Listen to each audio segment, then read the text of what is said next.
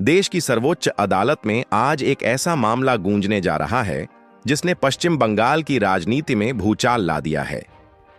प्रवर्तन निदेशालय ईडी ने सीधे तौर पर पश्चिम बंगाल की मुख्यमंत्री ममता बनर्जी पर जांच में दखल, सबूतों से छेड़छाड़ और संवैधानिक एजेंसियों के काम में बाधा डालने जैसे गंभीर आरोप लगाए हैं।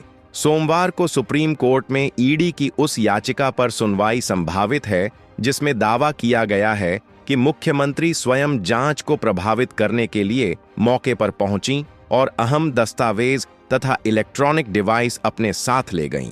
मामला राजनीतिक रणनीतिकार company IPAC, Indian political action committee और उसके निदेशक प्रतीक जैन से जुड़ा है, जिनके ठिकानों पर कोयला तस्करी घोटाले से जुड़ी मनी लॉन्ड्रिंग जांच के तहत छापेमारी की जा रही थी। ईडी का गंभीर आरोप। ईडी का कहना है कि जब एजेंसी आईपैक से जुड़े ठिकानों पर कानूनी कार्रवाई ईडी का गंभीर आरोप। ईडी का कहना है कि जब एजेंसी आईपैक से जुड़े ठिकानों पर कानूनी कार्रवाई कर रही थी, तभी मुख्यमंत्री ममता बनर्जी अचानक वहां पहुंची। एजेंसी के अनुसार उनके पहुंचने के बाद जांच का माहौल बिगड़ा, अधिकारियों पर दबाव बनाया गया और कई महत्वपूर्ण दस्तावेज व इलेक्ट्रॉनिक उपकरण हटाए गए, जिससे जांच की दिशा और निष्पक्षता पर सवाल खड़े हो गए। ईडी ने सुप्रीम कोर्ट को यह भी बताया कि यह कोई एक घटना नहीं है, बल्कि राज्य प्रशासन की ओर से लगातार असहयोग, दबाव और रुकावटें डाली जाती रही हैं। एजेंसी का आरोप है कि पश्चिम बंगाल सरकार के अधिकारी जानबूझकर जांच को कमजोर करने की कोशिश कर रहे हैं।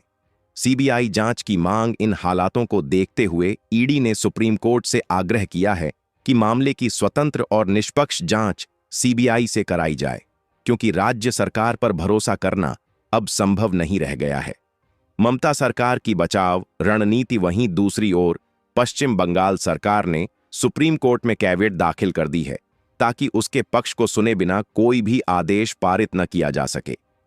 टीएमसी का दावा है कि ईडी की कार्रवाई का मकसद भ्रष्टाचार नहीं, बल्कि चुनावी रणनीति से जुड़े गोपनीय दस्तावेज हासिल करना है।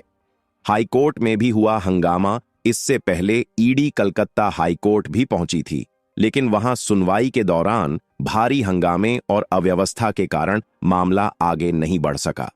अब वही विवाद सीधे देश की सबसे बड़ी अदालत में पहुंच चुका है, जहां से आने वाला फैसला न सिर्फ कानूनी बल्कि राजनीतिक रूप से भी बेहद बड़ा संदेश देगा।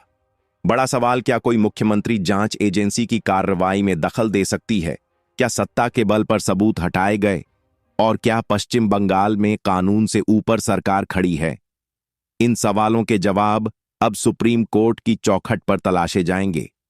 आज की सुनवाई तय करेगी कि संविधान सर्वोपरि है या सत्ता।